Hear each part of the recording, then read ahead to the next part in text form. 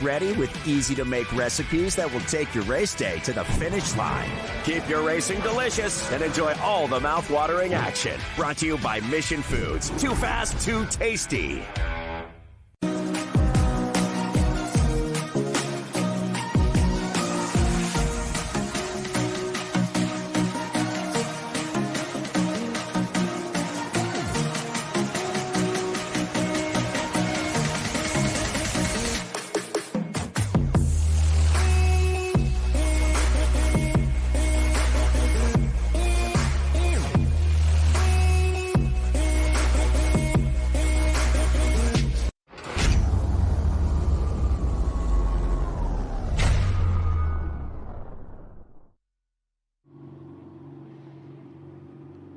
Welcome back to the SpeedTour here at the Circuit of the Americas. We've had a bit of rain since you last with us, so it's going to be damp out there, and that's going to add another little bit of excitement to the race that's coming up, which is the final race of the year for the FR Americas Championship. I'm standing next to Dallas, Texas's 02 number of Jett Bowling, and as you can see, he's having a moment of quiet while he gets his head together and gets ready for what will be perhaps one of the biggest races he's had so far this season.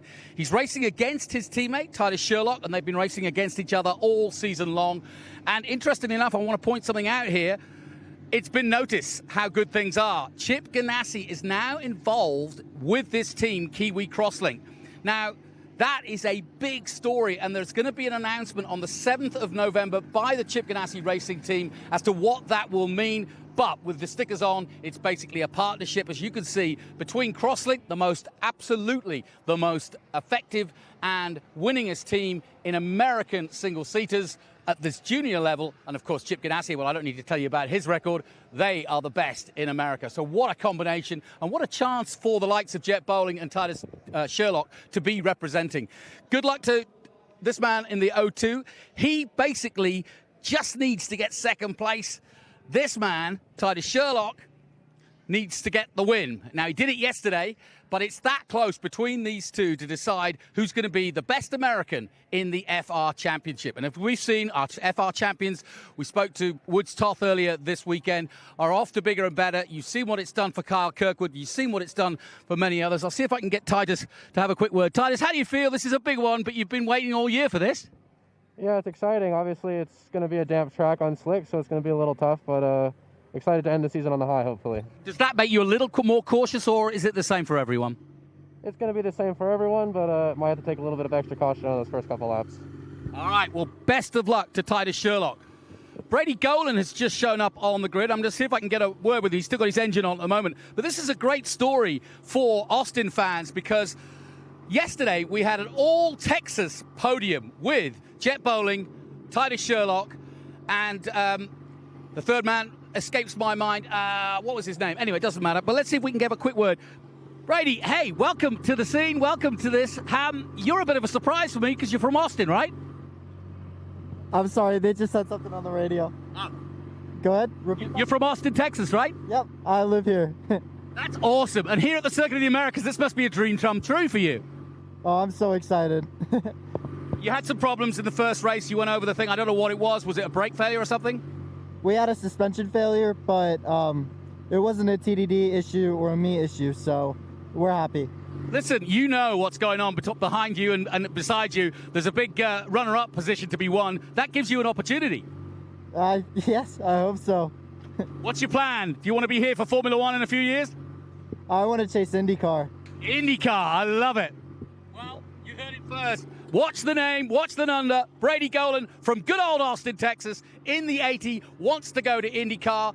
These two guys want to go all the way to Formula One. So that is what the stakes are for this. It really is that good. And I'll tell you what, we've got something really special for you now, because not only do our drivers perform well on track, they perform well off track. Here's my fellow commentator, Landan Matriano Lim. Now, you're about to go and race, but you're going to do the invocation. Absolutely, and it's an honor to do so. All right. Well, I will let you now take the mic, and without further ado, off you go.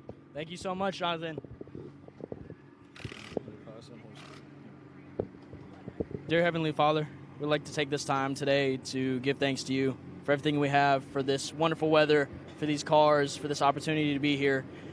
It's an absolute blessing, and I'd like to pray for the safety of the drivers, the safety crew, everyone who's involved, the team, the crew, and anyone that's even spectating. We'd like to pray for their safety, and let's have a good day today. In Jesus' name we pray. Amen. Back to Jonathan.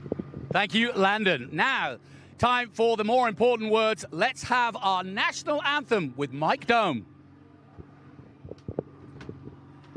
Oh, say, can you see by the dawn's early light what so proudly we hailed at the twilight's last gleaming, whose broad stripes and bright stars through the perilous fight, oh, the ramparts we watched were so gallantly streaming, and the rockets' red glare, the bombs bursting in air, gave proof through the night that our flag was still there.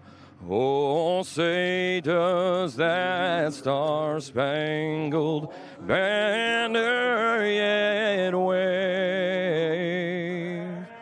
Oh, the land of the free and the home of the brave.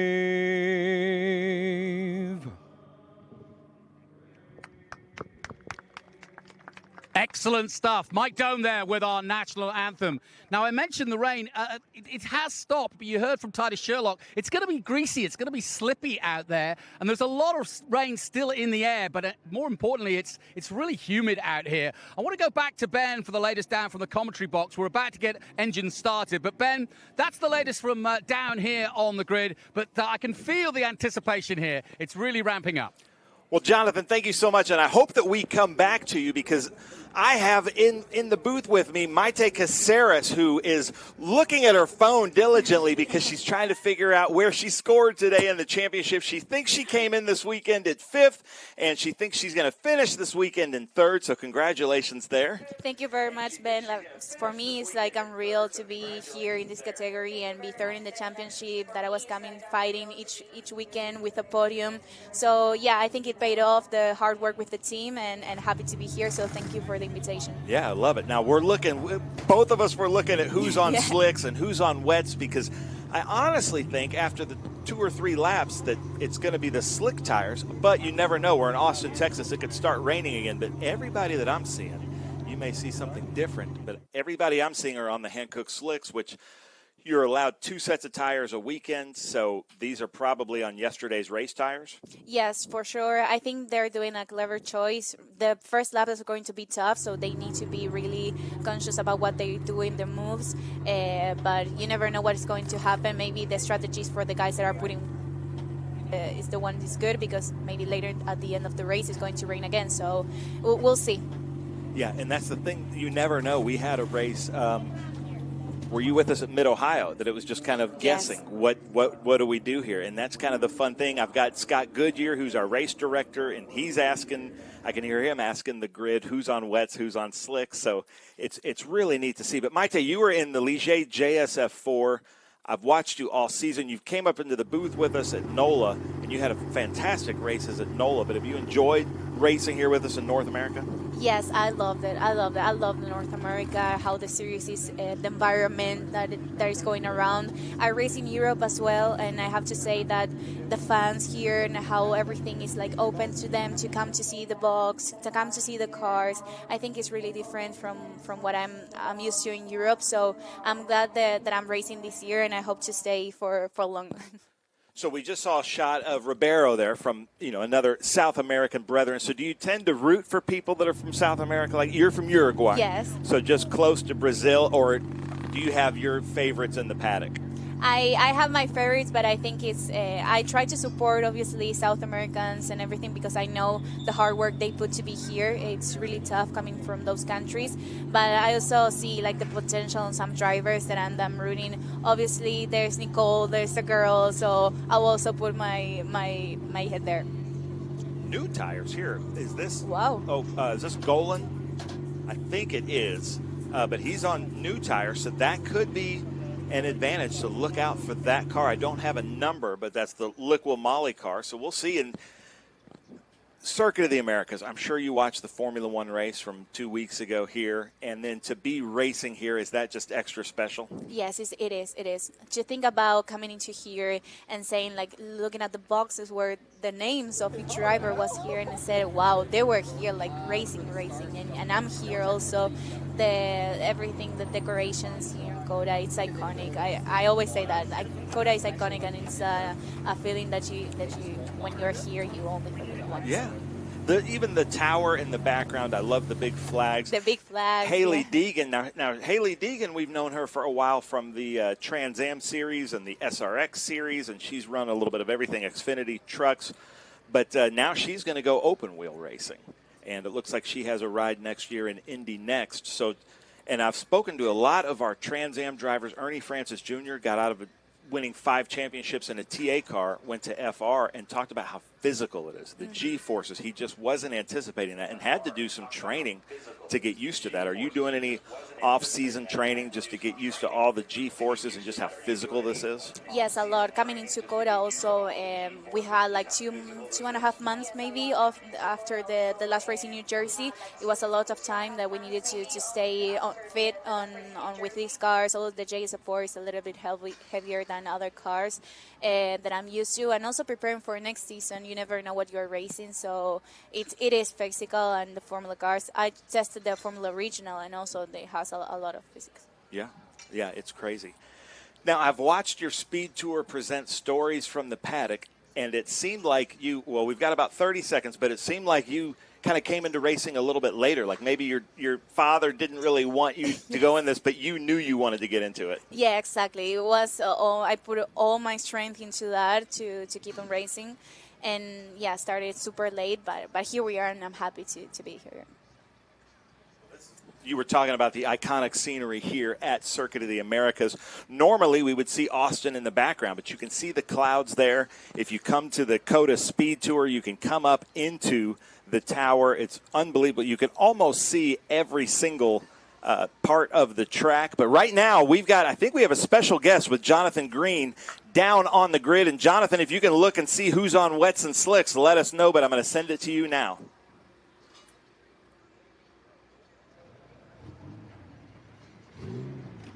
So we are about to get underway for the final FR Americas race of the weekend and of the season. I'm here with David Cooper, who's the sales director for Ligier North America. And looking at this field, it's all new to Ligier in many ways. I know you've been involved in the project for a while, but you've got to be pleased with the numbers and the season. Very, very pleased. 15 cars here right now is exceptional, so we're looking forward to this race.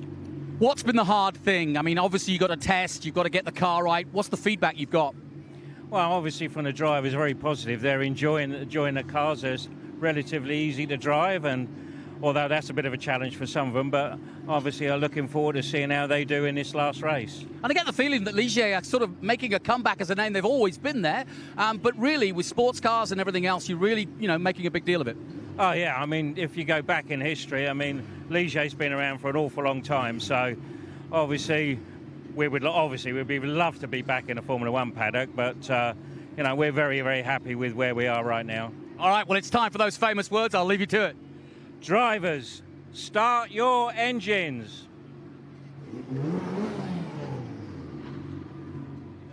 Perfect.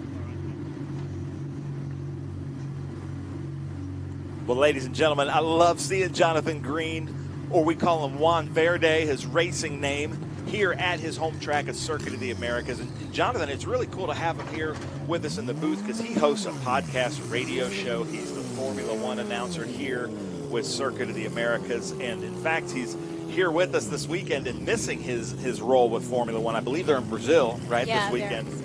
So it's really cool to have him. So I don't see anybody now on wets. Do you? No, I don't. So Maite Caceres is here.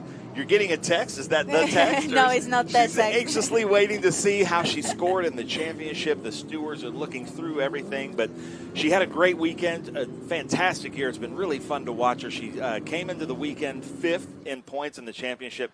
She thinks she finished 3rd. Yes. So nice job. Thank you. And in a the Ligier JSF4 became kind of the really competitive series this year. And I love how closely those cars can race. They race like in the vintage side, the Formula Fords. You can go wheel to wheel 3 wide into some of these turns.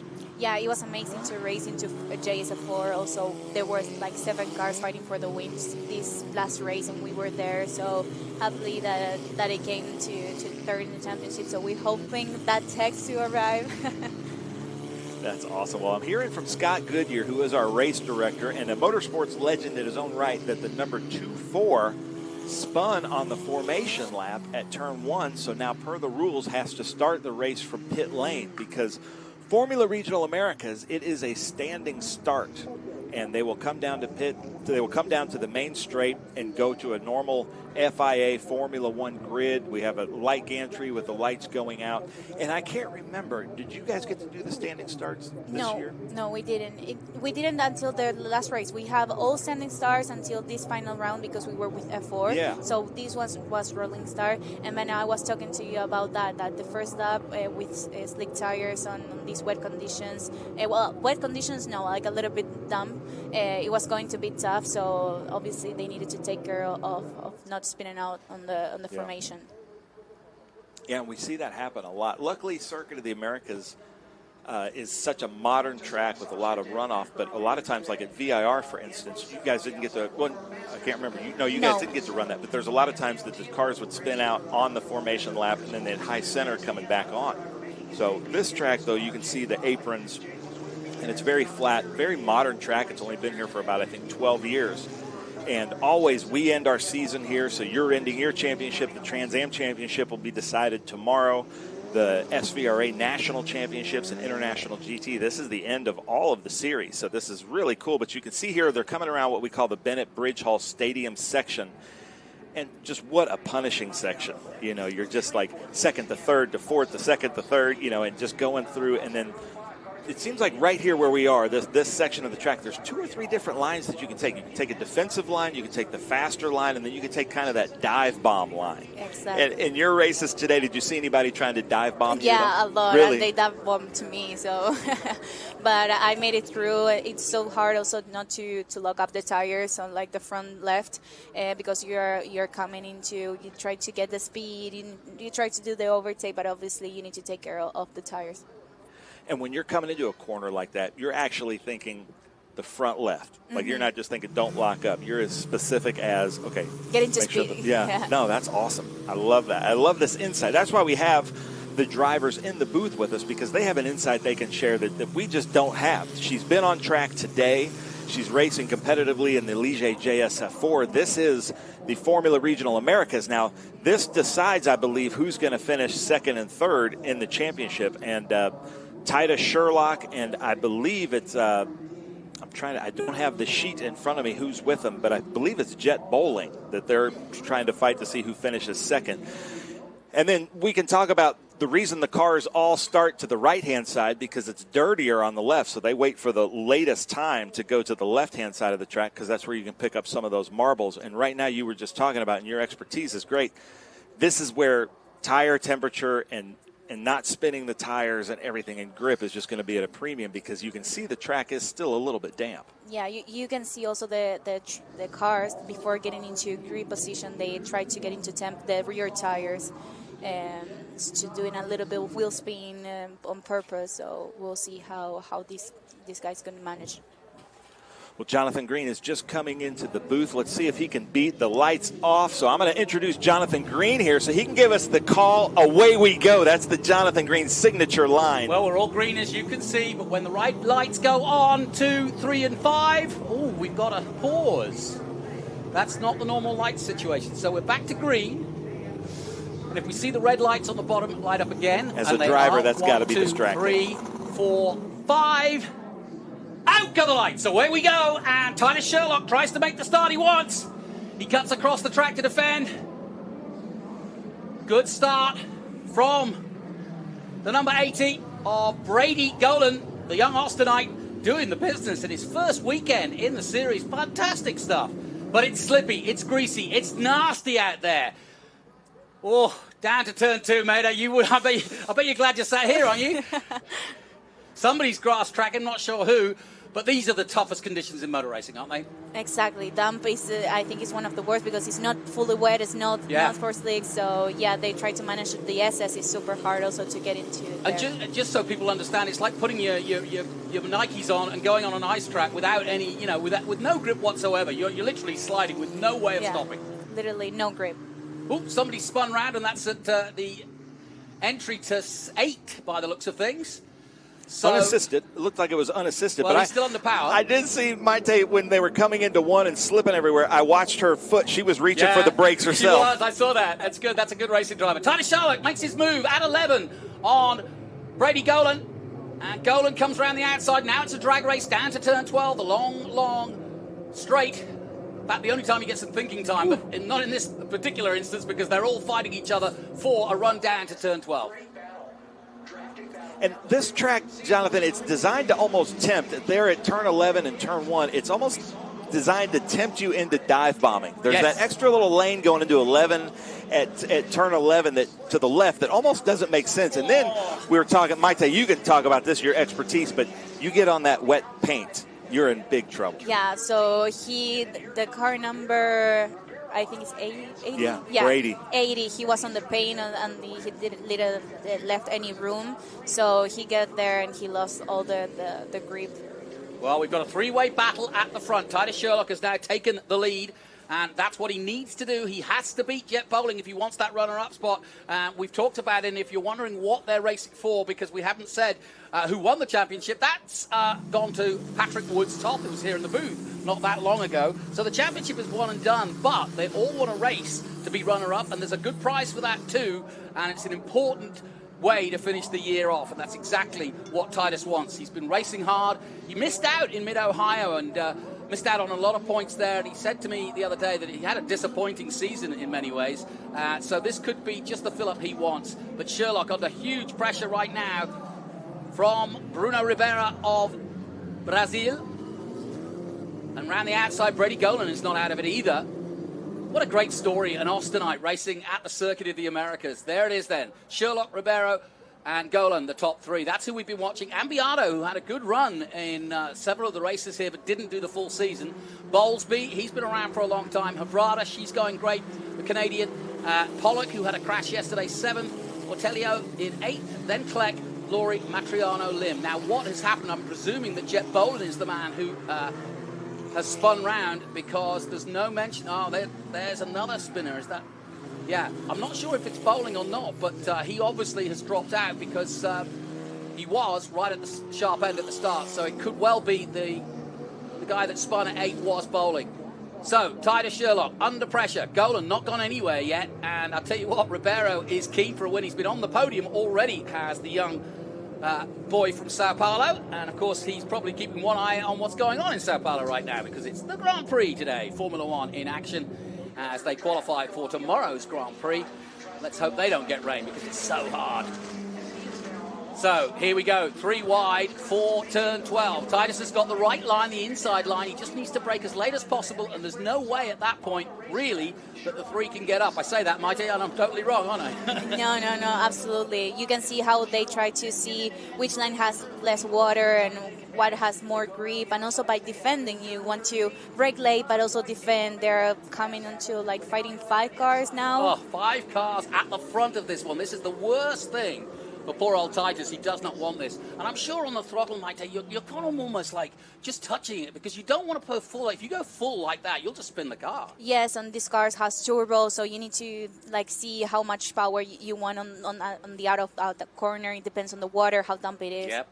Out of 18 and 19 and into the final corner here. Sherlock, Ribeiro and Golan. That's who are at the front, but it's a 5-way battle all the way back to Bowlesby, and all of them want to finish. It's the old mantra of motorsport. You know, you're only as good as your last race, and everybody wants to finish their last race on a high. so far Titus has done well.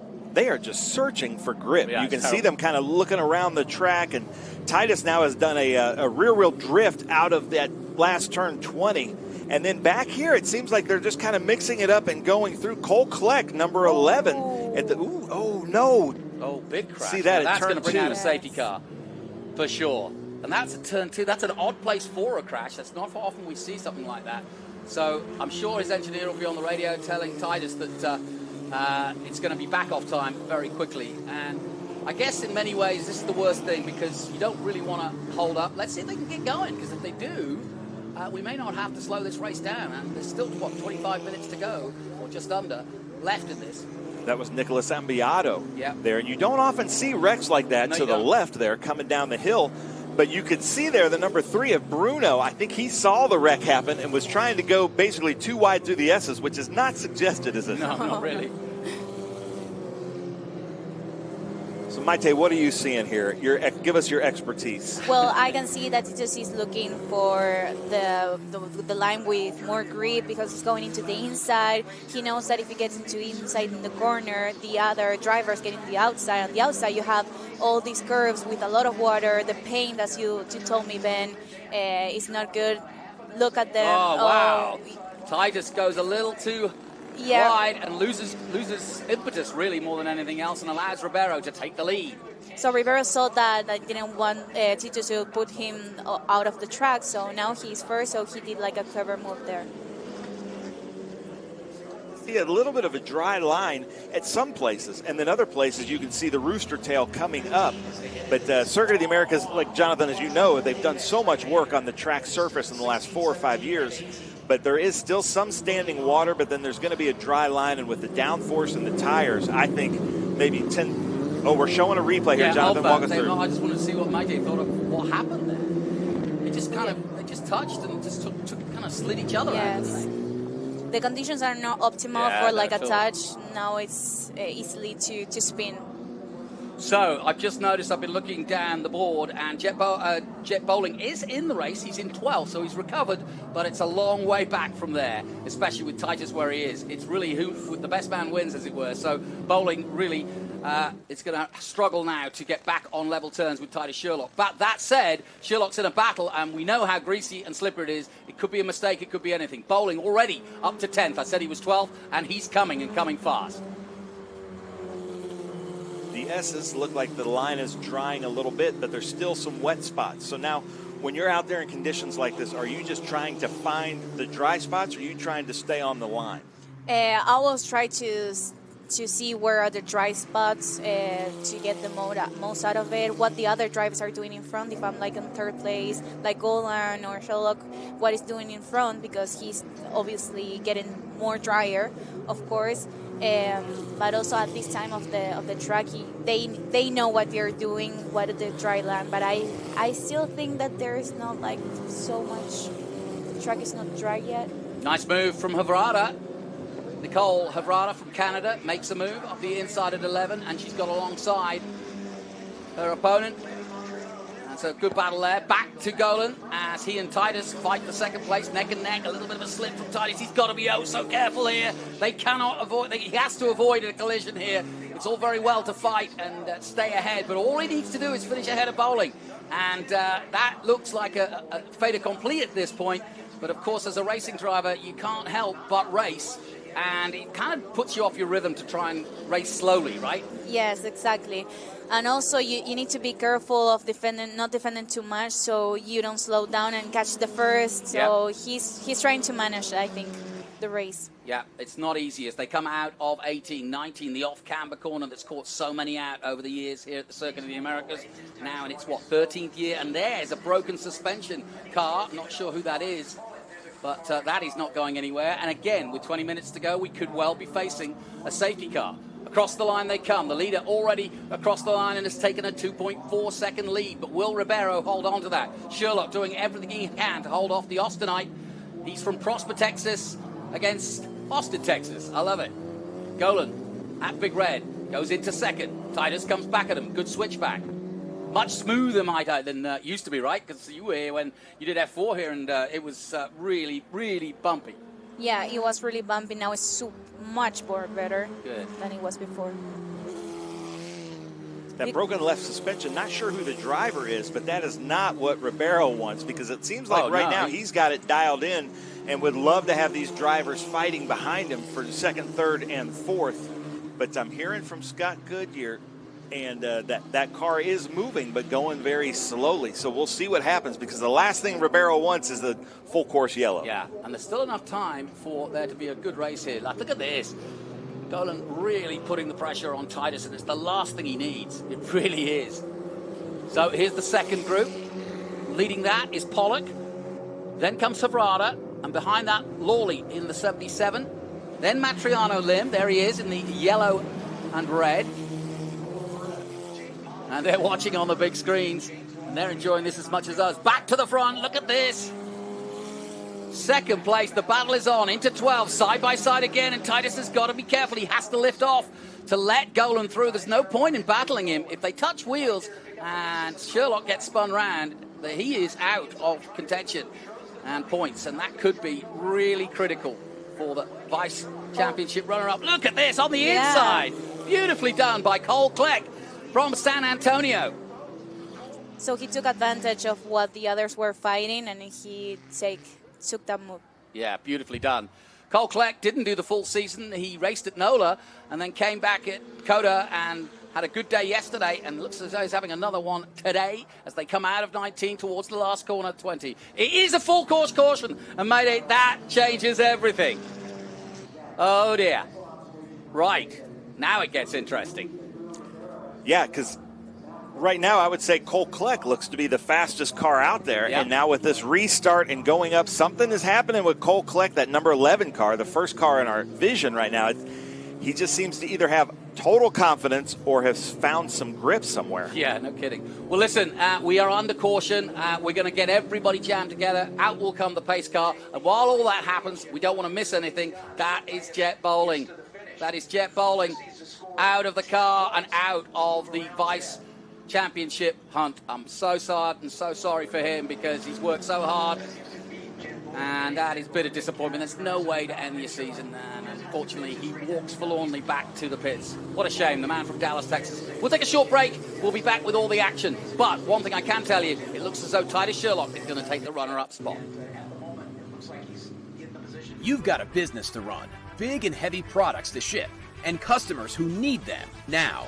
When you've got the right driver and the right equipment, you can bet on a spectacular result. Bennett understands complex logistics and puts the best team, the most time, and the latest technology into every customer relationship. So you can sit back, relax, and enjoy the race. Let us handle the rest. Together, we can move anything.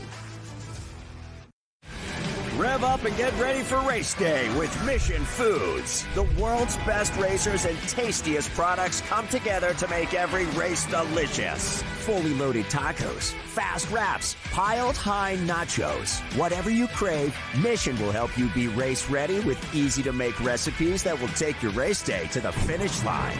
Keep your racing delicious and enjoy all the mouth-watering action. Brought to you by Mission Foods. Too fast, too tasty.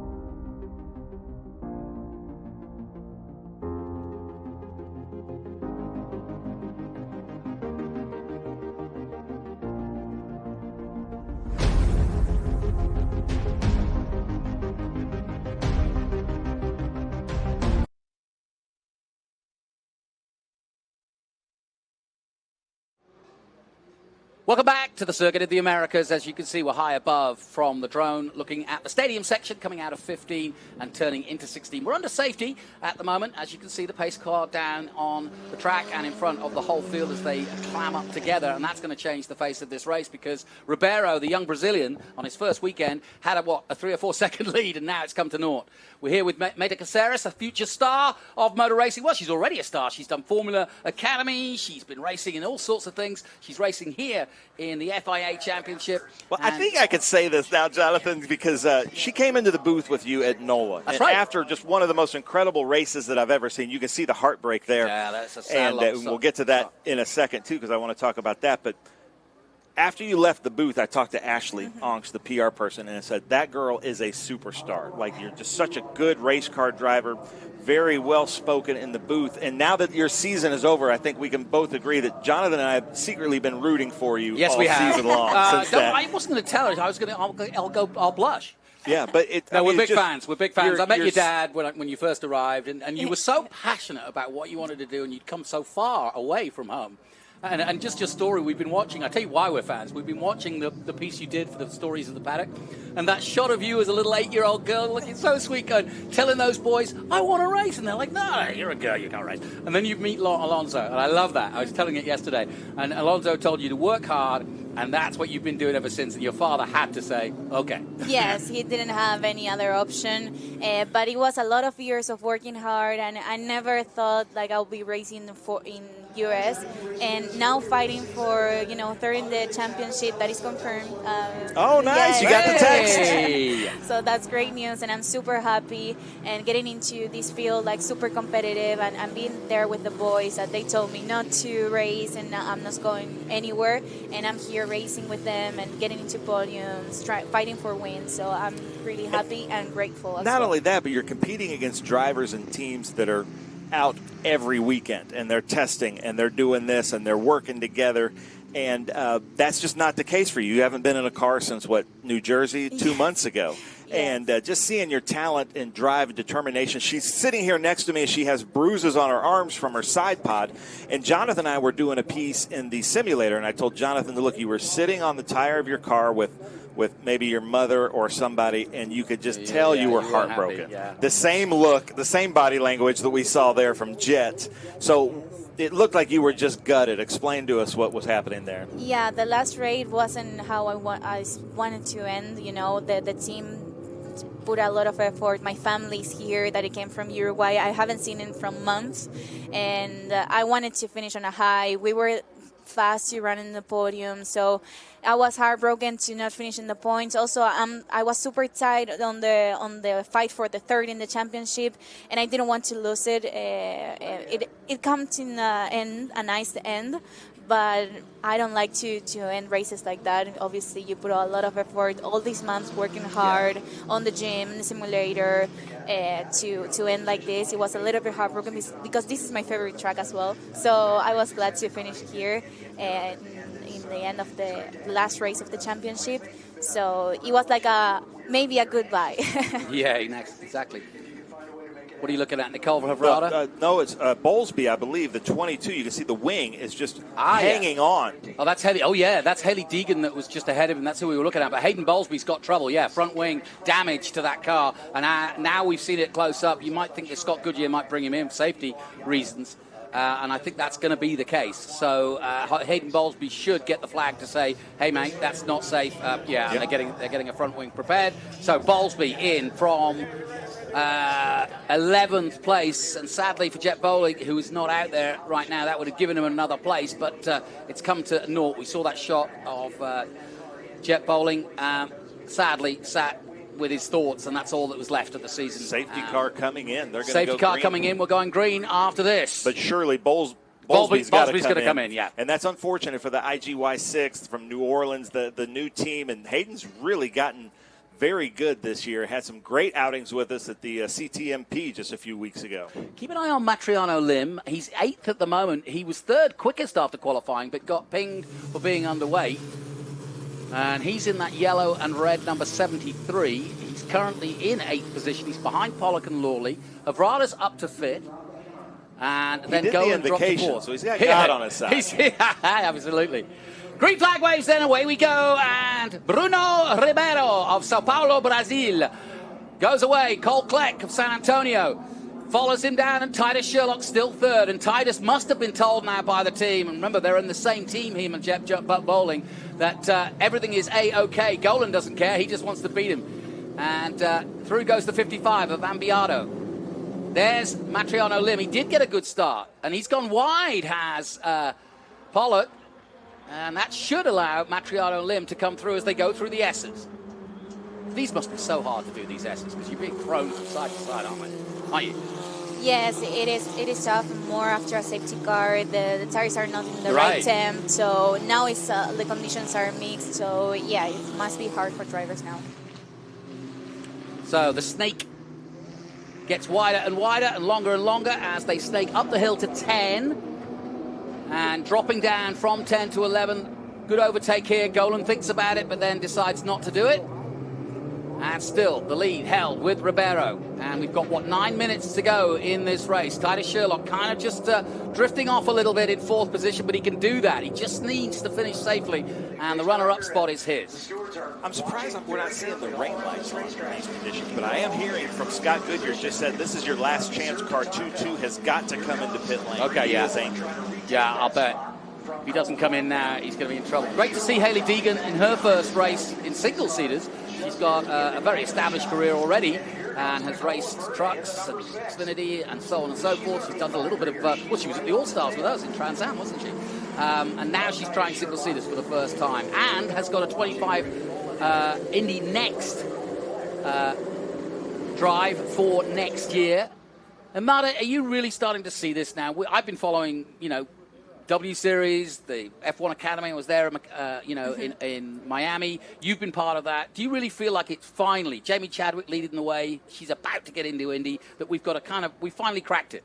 Yeah, I think there is more open doors for us. There are opportunities coming in. I think there are still a lot of things to do and mentalities to change. But I think now we come here and we demonstrated, like Jamie Chadwick. Yeah.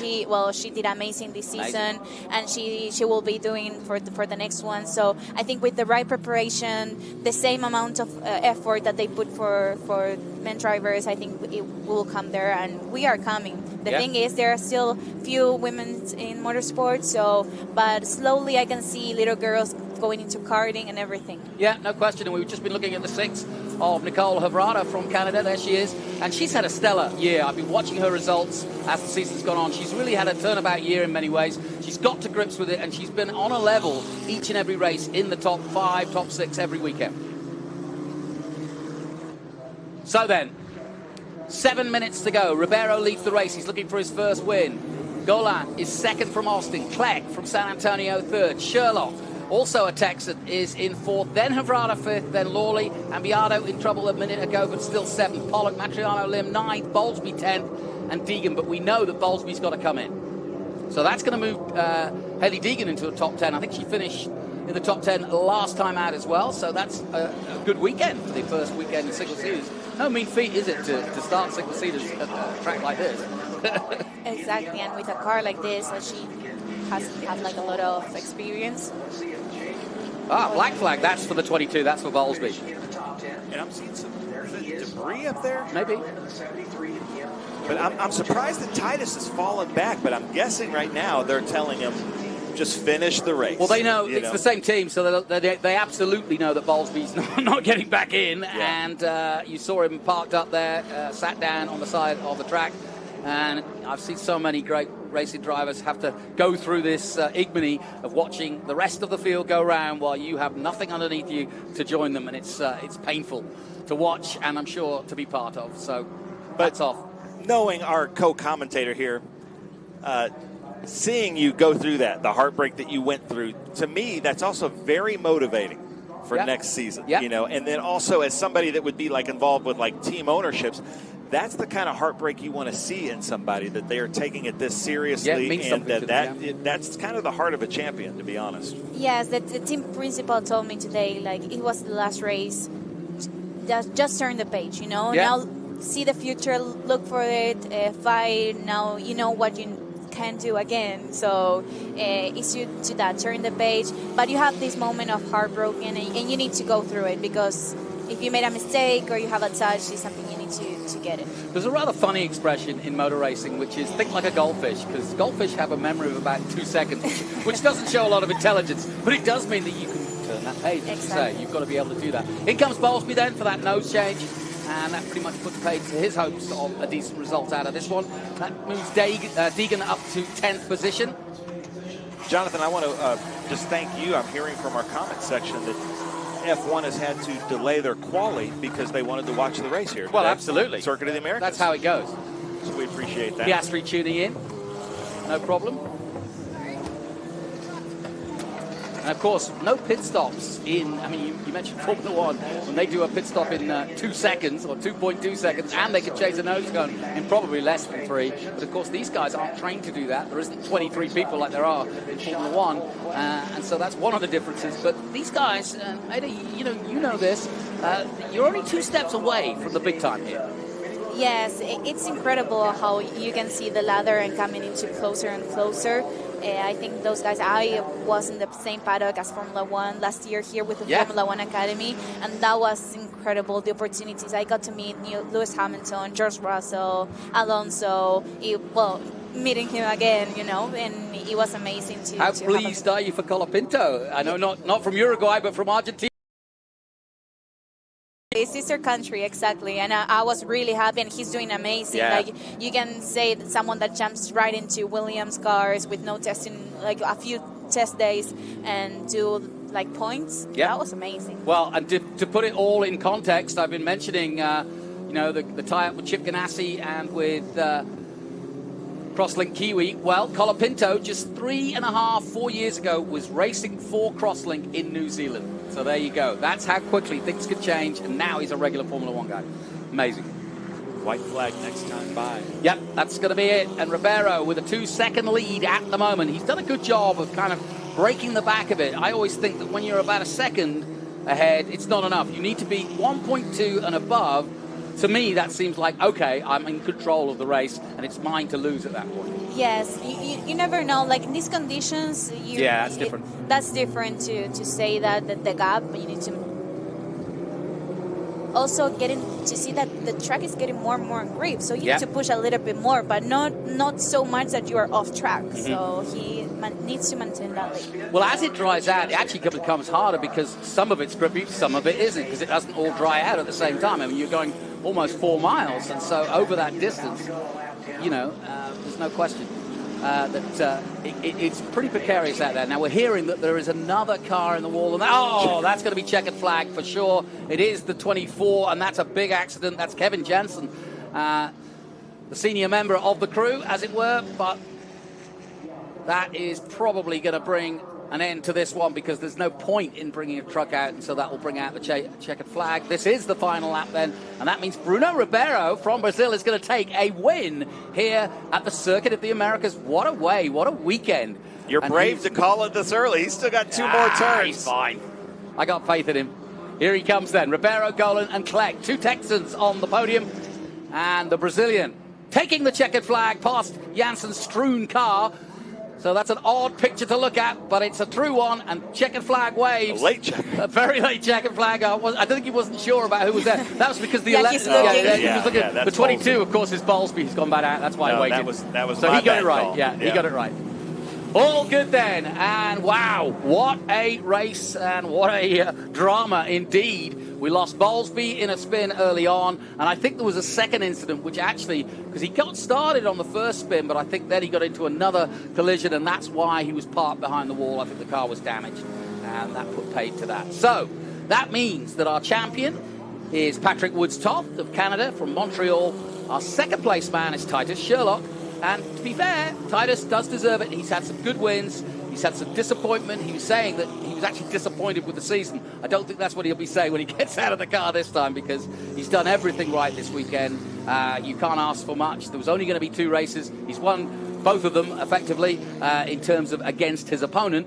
And even though Ribeiro was competition, it didn't matter. He wasn't going to be a challenge.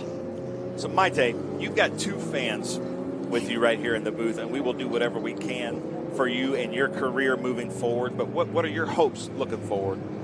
Well, to keep on racing, that is, I think we don't need to say like, okay, I'm racing next year for sure, you know. Yeah. I'm like looking for sponsors and everything each week, like working hard on it. So I want to appreciate my sponsors for this year and hope to that next year we continue racing.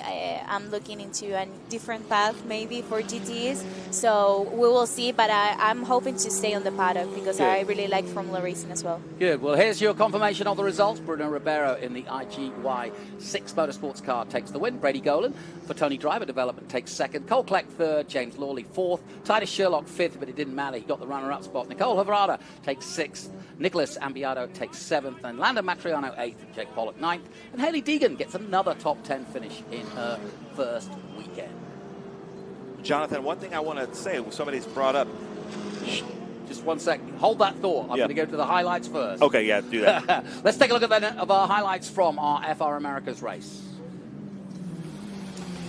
So we got underway in greasy, wet conditions. Everybody slip sliding away up the big red, and unfortunately, some also slip sliding out. And there was more to come. Another big accident there involving 2 more cars. And yeah, it just wasn't easy at all. We lost Jett Bowling as well. That was the incident, I think, as he was trying to make his way through. And that damaged the car. Then Titus Sherlock was kind of fighting with these 3 and didn't really need to be because by then Bowling was out. So it was a little bit worrying. Then we had another safety car. Bowling, sadly, had to gather his thoughts. But in the end, Janssen broke down, and that allowed the checkered flag to fly for that man, Ribeiro. Well, I'm hearing from the experts in the comment section that Sheehan has more points than Sherlock at 188 to 187, and Ashley says that might not be the case. So we don't know right now who's the second. And the reason that, let's just explain, Ryan Sheehan was in the championship, another local from Texas, but pulled out earlier from the season, and so therefore we presumed that his second place at the time would be beaten by Titus Sherlock. But it's interesting to know that he hasn't quite done it, by finishing 5th. That is really, really interesting. Well, listen, we're going to take a short break, gather our thoughts, and come back with more from the Circuit of the Americas. Stay with us.